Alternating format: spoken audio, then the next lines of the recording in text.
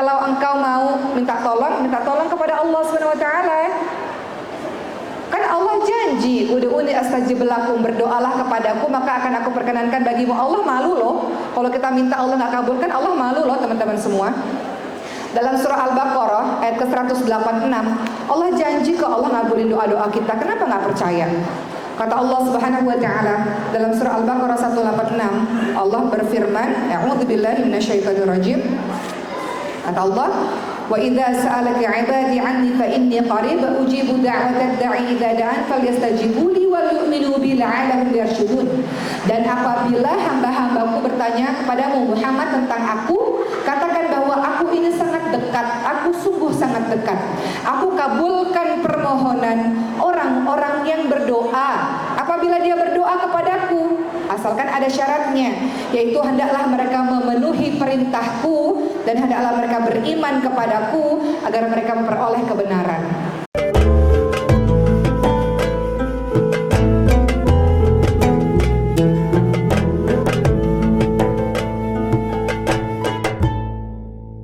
Baik, ibu-ibu semua, Masya Allah. Assalamualaikum warahmatullahi wabarakatuh.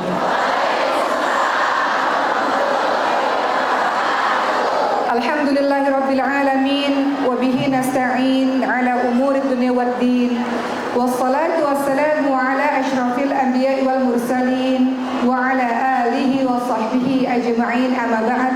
Rabbi shrah li sadri wa yassir li amri wa hlul 'uqdatam min lisani yafqahu qawli. Amin amin ya rabbal alamin. Baik ibu-ibu sekalian, langsung saja pada hari ini alhamdulillahirabbil alamin. Saya bertemu dengan ibu-ibu pada hari ini. Mungkin kita sedikit akan membahas mengenai dosa-dosa di dalam kehidupan kita. Ada nggak di sini yang tidak pernah berbuat dosa?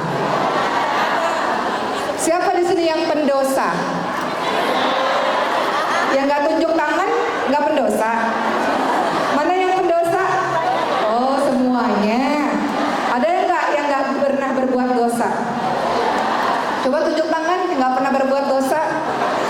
Kata Rasulullah SAW, semua anak Adam itu adalah orang-orang yang berbuat dosa. Ya, yang terbaik itu bukan mereka yang nggak pernah berbuat dosa. Yang terbaik adalah mereka yang bertaubat kepada Allah Subhanahu Wa Taala. Bahkan dikatakan kalau suatu kaum nggak ada yang pernah berbuat dosa, maka Allah gantikan dengan kaum lain yang berbuat dosa.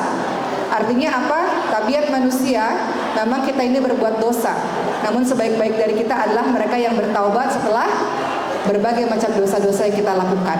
Kita boleh kenalan Bu pada hari ini tentang dosa-dosa dalam kehidupan kita. Jadi dosa itu terbagi, ada yang namanya dosa besar, ada yang namanya dosa kecil. Apa bedanya? Apa bedanya? Kalau dosa-dosa besar itu dosa-dosa yang ketika kita lakukan diancam dengan neraka, diancam terkena laknat, ya, dimurkai oleh Allah Subhanahu wa taala, diancam dikenai siksa. Itu dosa-dosa besar. Kalau dosa-dosa kecil apa? Dosa-dosa kecil, ya, dosa yang tidak sampai pada ukuran dosa-dosa besar, atau dosa yang pelakunya tidak dikenai hukuman dunia atau hukuman akhirat. Kalau tadi dosa besar langsung balasannya neraka, langsung kata Rasulullah dilaknat oleh Allah Subhanahu wa taala, itu dosa-dosa besar. Biasa dalam Quran tuh nanti ancaman-ancaman neraka, itu dosa-dosa besar. Jadi kalau dosa besar ada ancaman-ancaman nerakanya. Kalau dosa-dosa kecil adalah dosa yang pelakunya tidak dikenai hukuman dunia atau hukuman akhirat. Yang maksudnya adalah dosa kecil itu bisa dihapuskan dengan istighfar dan perbuatan-perbuatan baik untuk menutupi dosa-dosanya yang kemarin. Itu dosa-dosa kecil ya ibu-ibu sekalian. Misalnya dosa besar apa saja Bu? Hari ini kita bahas dulu mengenai dosa-dosa besar. Ada yang bisa kasih contoh dosa-dosa besar itu apa saja? Berzina, terus membunuh, terus murtad, Masya Allah ya. Mari kita lihat ya, ibu-ibu lihat dalam surah An-Nisa ayat ke-31. Kata Allah Subhanahu wa taala, jika kamu menjauhi dosa-dosa besar, di antara dosa-dosa yang dilarang kamu mengerjakannya, niscaya kami hapus kesalahan-kesalahanmu atau dosa-dosa yang kecil, dan kami masukkan kamu ke tempat yang mulia atau ke surga Allah Subhanahu wa taala. Atau dalam surah An-Najm ayat ke-32. Dalam surah An-Najm 32 Allah Subhanahu wa taala berfirman yang artinya yaitu orang-orang yang menjauhi dosa-dosa besar dan perbuatan keji selain daripada kesalahan-kesalahan kecil, ya. Dosa-dosa besar ini disebutkan dalam Al-Qur'an. Memang dosa besar itu apa saja sih? Mari kita lihat penjelasan dari Rasulullah SAW dalam hadis riwayat Bukhari Muslim. Ternyata dosa besar itu ada 7. Jauhilah 7 dosa besar ini. Dosa besar ini apa ya Bapak sekalian? Rasulullah SAW bersabda, jauhilah 7 dosa yang membinasakan, dosa-dosa besar. Apa saja dosa-dosa besar itu ya Rasulullah? Kata para sahabat. Pertama, syirik daripada Allah Subhanahu wa taala. Syirik kepada Allah, meninggalkan Allah, menduakan Allah, apalagi keluar daripada agama Allah, sama tuh, satu paket, ya.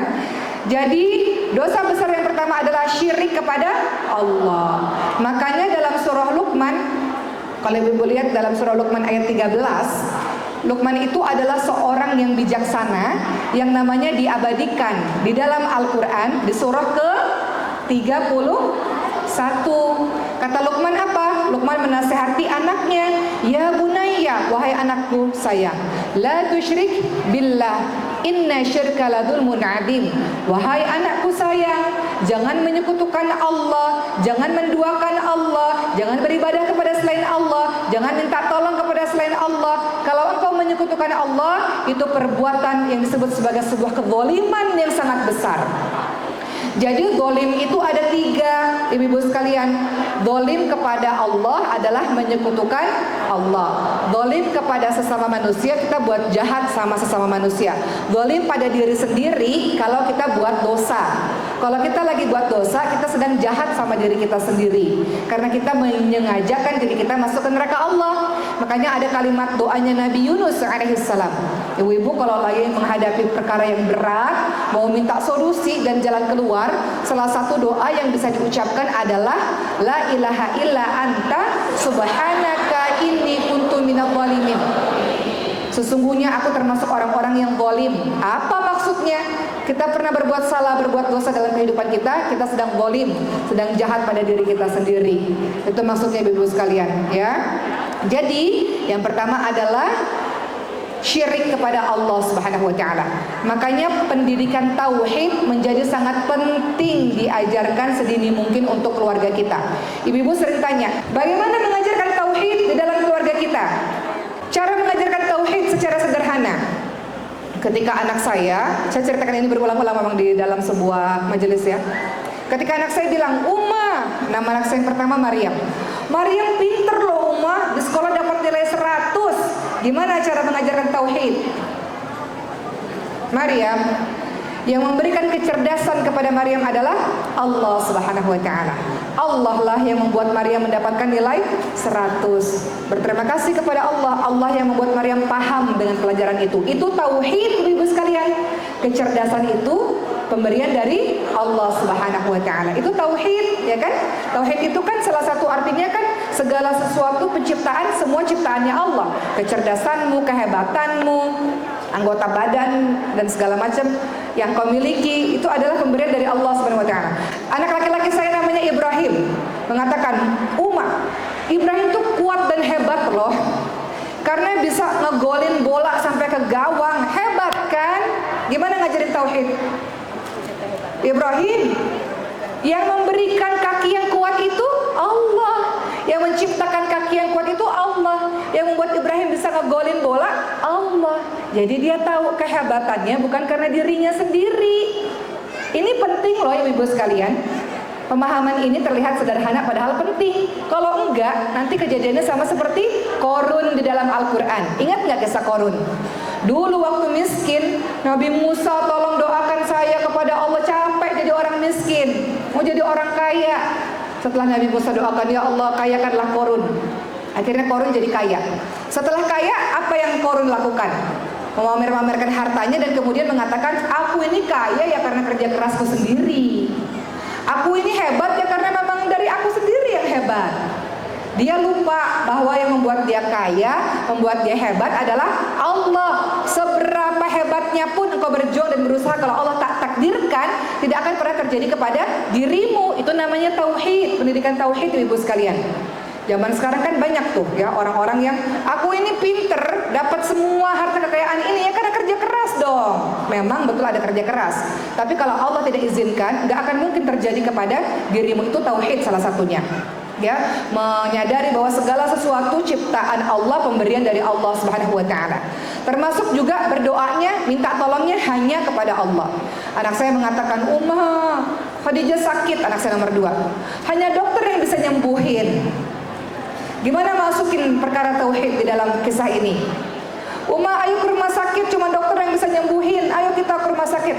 Khadijah, dokter adalah perantara untuk kamu bisa sembuh. Yang menyembuhkan bukan dokter, yang menyembuhkan bukan obat-obatan, itu perantara. Yang menyembuhkan adalah Allah Subhanahu wa taala. Iya, kita lakukan ikhtiar, kita ke rumah sakit, kita periksa, minum obat dan sebagainya, tapi jangan lupa minta kesembuhan kepada Allah Subhanahu wa taala. Itu tauhid, Ibu-ibu sekalian. Minta tolongnya paling utama kepada Allah. Kadang-kadang dalam kehidupan kita lupa hal-hal yang kayak gini nih. Kelihatannya sepele, padahal ini perkara tauhid yang sangat luar biasa. Giliran lagi pusing, lagi sedih, lagi stres, carinya yang lain. Kenapa nggak cari Allah dulu? Padahal Allah Subhanahu wa taala sudah ingatkan, ya ayyuhalladzina amanu ista'inu bisabri wassalah. Kalau terjadi apa-apa dalam kehidupan kita, minta tolongnya dengan sabar dan sholat, ngadu sama Allah. Orang-orang zaman dulu nggak punya garam aja, ngadunya sama Allah. Kita kadang-kadang Allah posisinya nggak tahu di posisi keberapa. Padahal mudah saja, apapun yang terjadi dalam kehidupan kita, ngadunya sama Allah dulu. Minta tolongnya sama Allah dulu. Kita kadang-kadang minta tolong, sibuk cari kesana kemari. Iya, ikhtiar iya. Itu bagian dari ikhtiar iya. Tapi jangan lupa minta dulu kepada Allah Subhanahu wa taala. Jadi itu perkara tauhid, Ibu sekalian. Luqmanul Hakim mengajarkan pada anaknya, wahai anakku, jangan menyekutukan Allah. Menyekutukan Allah sebuah kezaliman yang sangat besar. Jadi apa-apa Allah dulu, Allah dulu, Allah dulu. Ini Bu, ada buku tentang Allah. Di depan, ibu-ibu bisa ntar lihat ya, buku-buku tentang Allah. Ibu membeli berarti bersedekah untuk pengembangan dakwah Al-Quran. Ya, jadi salah satu ciri dosa besar yang pertama adalah syirik kepada Allah. Minta tolongnya kepada selain Allah. Nanti kalau minta tolong sama orang lain berujung kecewa loh teman-teman semua. Kadang-kadang kita udah berbuat baik sama orang lain gak balas kebaikan kita, kecewanya minta ampun. Tapi kalau kita berharap balasannya dari Allah, gak akan ada rasa sakit, gak akan ada rasa kecewa, ya enggak? Ya. Jadi syirik kepada Allah bagian dari dosa besar. Kedua, dosa besar berikutnya apa lagi Bu? Sihir. Ibu percaya nggak sihir itu ada? Percaya nggak? Pernah ngelihat orang kena sihir atau ibu sendiri kena sihir? Sihir ya, bekerja sama dukun dengan para jin, itu adalah bagian dari dosa besar. Karena menyekutukan Allah, bagian dari menyekutukan Allah, minta tolong kepada selain Allah kan? Jadi jangan main-main dengan sihir, ibu-ibu sekalian. Jangan pernah main-main dengan sihir. Nggak usah datang-datang ke tukang-tukang sihir, nggak perlu teman-teman semua. Itu bagian dari dosa besar. Engkau datang ke tukang sihir, nanti 40 hari ibadahmu, salatmu nggak diterima oleh Allah Subhanahu wa taala. Jangan. Kalau engkau mau minta tolong kepada Allah Subhanahu wa taala. Kan Allah janji, ud'uni astajib lakum, berdoalah kepadaku maka akan aku perkenankan bagimu. Allah malu loh kalau kita minta Allah nggak kabulkan. Allah malu loh teman-teman semua. Dalam surah Al-Baqarah ayat ke-186, Allah janji ke Allah ngabulin doa-doa kita. Kenapa nggak percaya?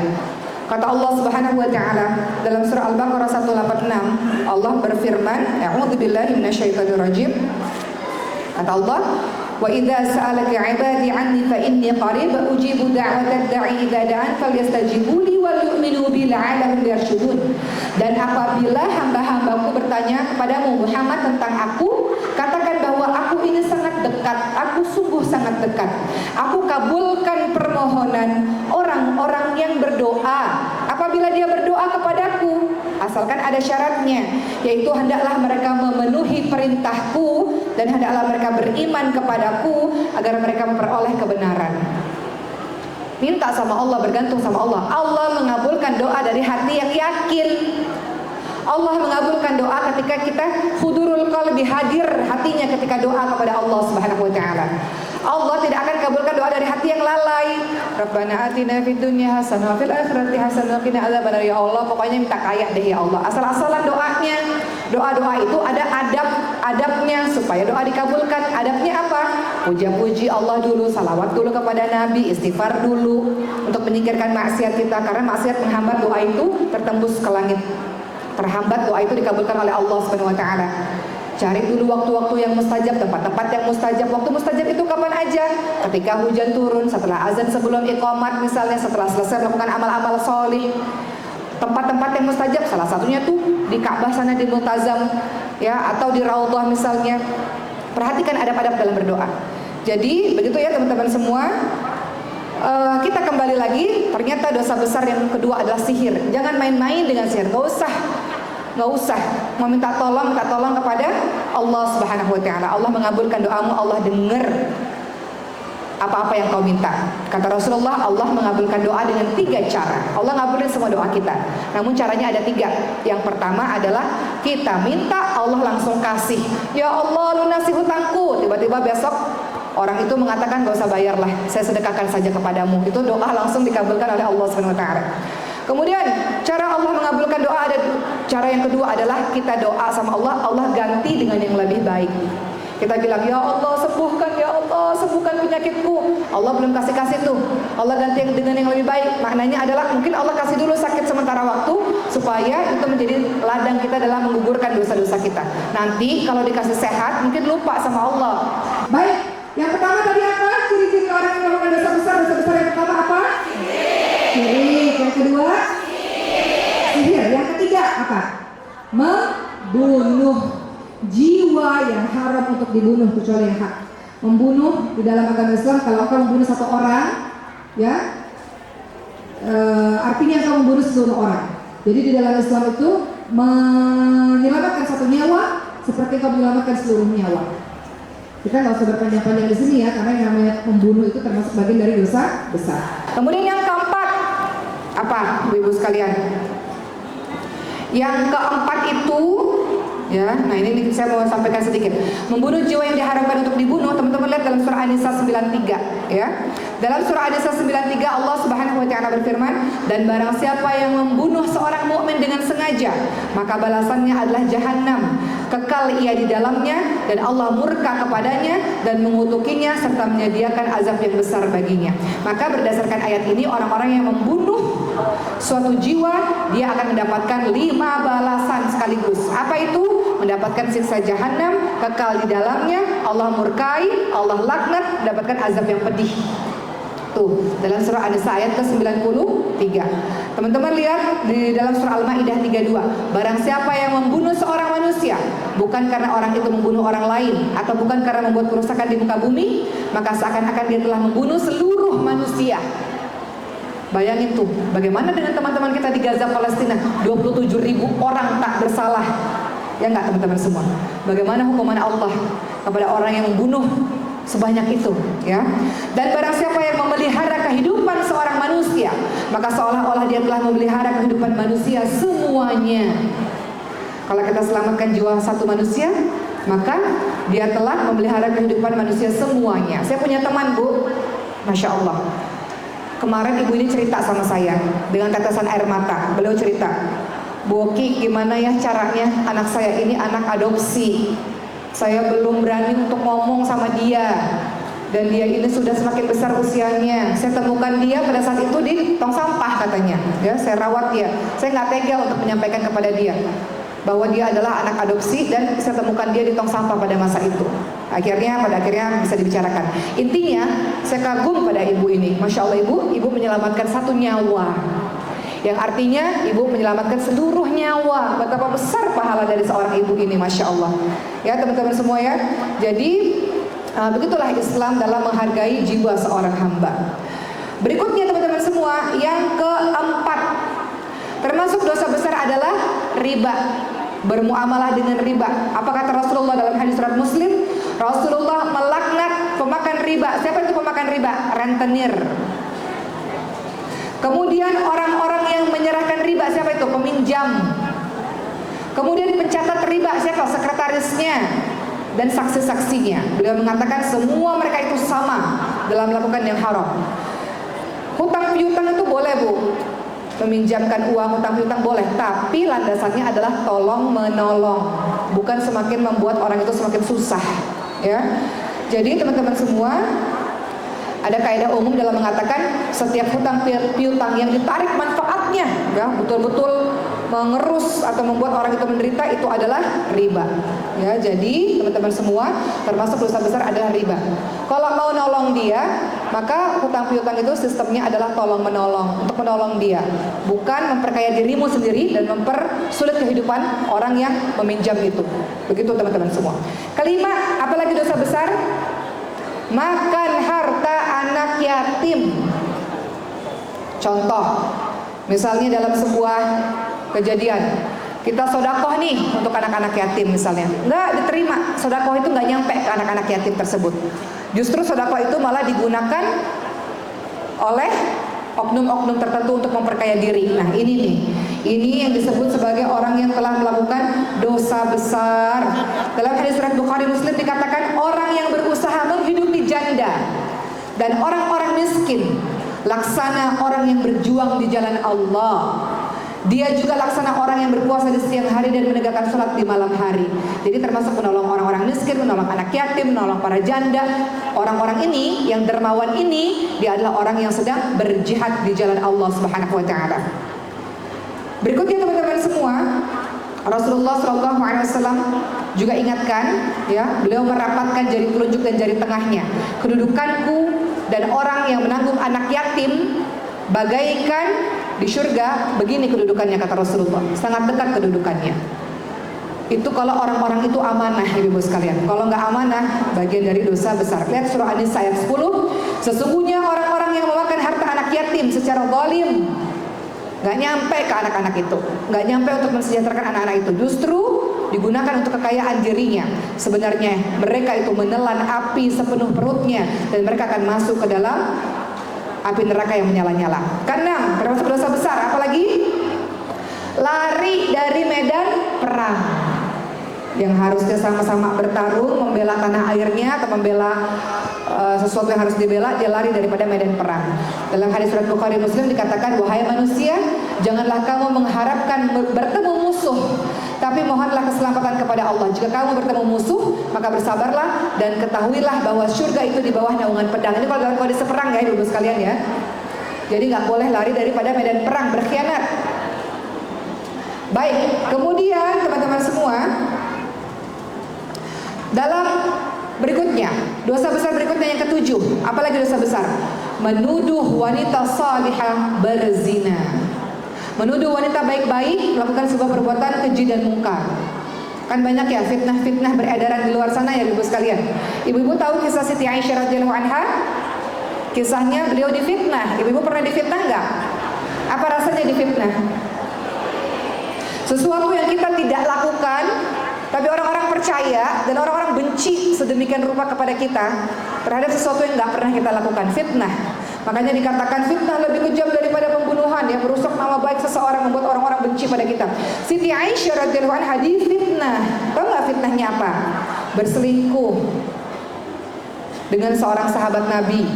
Pada saat itu di kota Madinah terbagi menjadi beberapa golongan. Golongan pertama nggak percaya sama sekali, nggak mungkin Siti Aisyah, istri yang paling dicintai Nabi, melakukan perbuatan sekeji itu. Namun yang kelompok ini cuma sekelompok kecil. Saking dahsyatnya fitnah ini. Kelompok kedua mungkin ya Siti Aisyah melakukannya, tapi mungkin juga enggak, ragu-ragu. Tapi diomongin, ditambah-tambahin, dibumbu-bumbui, jadi konsumsi publik diomongin dalam setiap kesempatan. Ini golongan mayoritas di Madinah ketika itu. Golongan ketiga adalah golongan orang yang meyakini berita tersebut. Jadi pada saat itu Rasulullah SAW juga berubah sikap kepada Siti Aisyah, karena Rasulullah menunggu wahyu turun.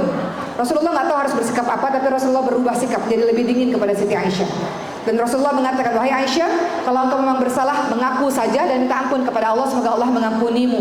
Makin nangis nggak kira-kira Siti Aisyah mendengar kalimat itu?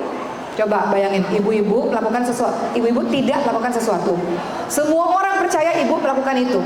Lalu kemudian orang terdekat ibu pun bertanya, kalau memang kamu melakukannya, tobat saja, semoga Allah mengampunimu. Kira-kira gimana rasanya? Maka Siti Aisyah mengatakan, kalau saya mengatakan bahwa saya tidak melakukan, banyak orang gak percaya. Kalau saya mengatakan saya melakukan, mungkin itu yang ingin kalian dengar. Jadi Siti Aisyah hanya mengadukan kesedihannya hanya kepada Allah Subhanahu wa taala semata.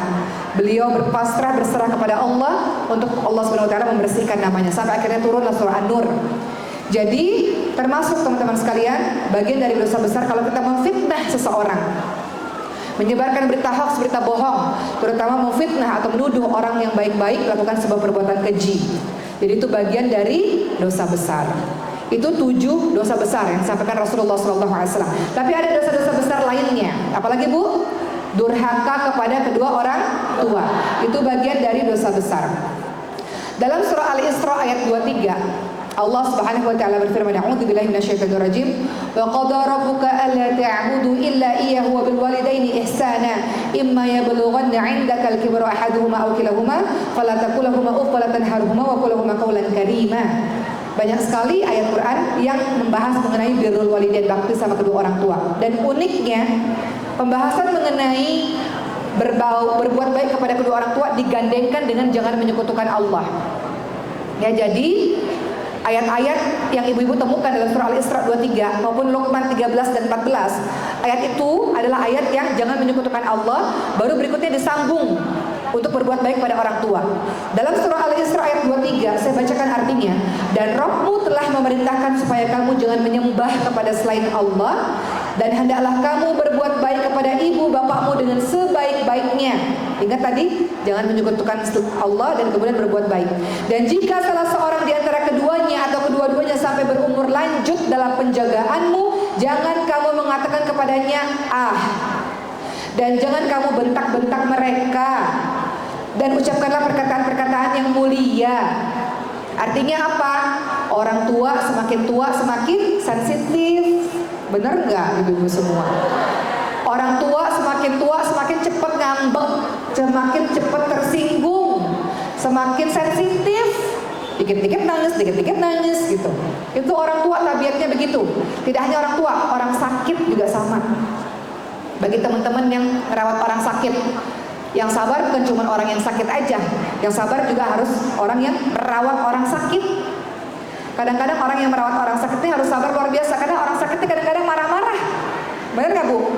Kenapa marah-marah? Kadang-kadang depresi juga dengan sakitnya. Kita yang sehat harusnya memahami. Kemarin waktu ibu saya sakit Bu, setelah haji masih di kota Mekah, ibu saya kan kena serangan jantung. Henti nafas tuh 5 menit, pakai ventilator, koma 11 hari di ICU di kota Mekah. Akhirnya singkat cerita perlahan-lahan pulih. Dalam merawat orang baru pulang dari ICU nggak mudah Bu. Saya nggak boleh kemana-mana. Kan saya punya anak ya Bu ya, 4 orang anak yang harus juga saya bersamai anak saya gitu. Ibu saya juga sebenarnya nggak ditinggal juga. Ibu saya di rumah saya, tapi ibu saya mau saya selalu di sisinya. Saya bilang, Bu, oke mau ceramah di pesantren kami 5 menit dari rumah Bu.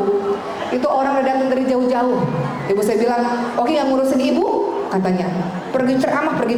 Bu, ceramah cuma 1 jam. Nah pada saat itu, cuman pada saat itu beliau lagi dalam keadaan sakit, beliau ngambek pada saat itu. Ibu punya nggak orang tua yang kalau sakit cepat banget ngambek? Mesti sabar-sabar nggak? Sabar-sabar, ya. Maka di sini dikatakan jangan kau membentak mereka, ucapkan perkataan-perkataan yang mulia. Jadi salah satu bagian dari dosa besar adalah durhaka kepada orang tua. Makanya dikatakan oleh para ulama, perkataan uff atau ah itu adalah segala bentuk perkataan kasar dan jelek kepada orang tua. Namun sekarang Bu, ada anak-anak yang mengatakan, tunggu dulu dong, saya begitu pada orang tua karena orang tuanya begitu duluan kepada saya. Saya mendapatkan pengasuhan yang gak baik di masa kecil saya. Orang tua saya bukan orang tua yang baik. Ada bahkan kisah mengatakan, orang tua saya dulu ninggalin saya, giliran sekarang saya udah sukses datang tiba-tiba ucuk-ucuk datang kepada saya. Gimana saya bisa berbakti kepadanya? Gimana saya bisa berkata lemah lembut kepadanya? Dia dulu jahat sama saya, nggak ngurusin saya, bentak-bentak saya, mukulin saya. Nah sekarang banyak tuh kasus-kasus begitu Bu. Maka yang ingin saya katakan adalah ibu-ibu semua, teman-teman semua yang punya luka di masa kecilnya, apapun yang dilakukan oleh kedua orang tuamu itu dosanya kepada Allah Subhanahu wa taala. Yang harus kita lakukan adalah tetap beliau punya jasa kepada diri kita, bahwa kita tidak pernah ada di dunia ini tanpa adanya mereka. Jadi semoga Allah mengampuni atau Allah membuat hati kita bisa memaafkan orang tua yang pernah menyakiti kita di masa kecil kita, teman-teman semua, ya. Berikutnya, termasuk dosa besar apa? Meninggalkan sholat. Itu termasuk dosa besar. Rasulullah SAW bersabda, perjanjian yang mengikat antara kita dan mereka adalah sholat. Maka siapa saja yang meninggalkan sholat, sungguh dia telah tidak beriman kepada Allah Subhanahu Wa Taala. Ya, jadi meninggalkan sholat bagian dari dosa besar. Bahkan Rasulullah katakan dalam hadis riwayat Bukhari, barang siapa meninggalkan sholat asar, maka terhapuslah amalan-amalannya. Hati-hati dengan sholat asar. Ini kadang-kadang orang susah ngejalanin sholat asar karena kita kadang-kadang sibuk. Maka Rasulullah ingatkan, barang siapa yang meninggalkan sholat asar, maka terhapuslah amalan-amalannya. Baik, teman-teman yang dirahmati oleh Allah Subhanahu Wa Taala, itu bagian dari dosa-dosa besar.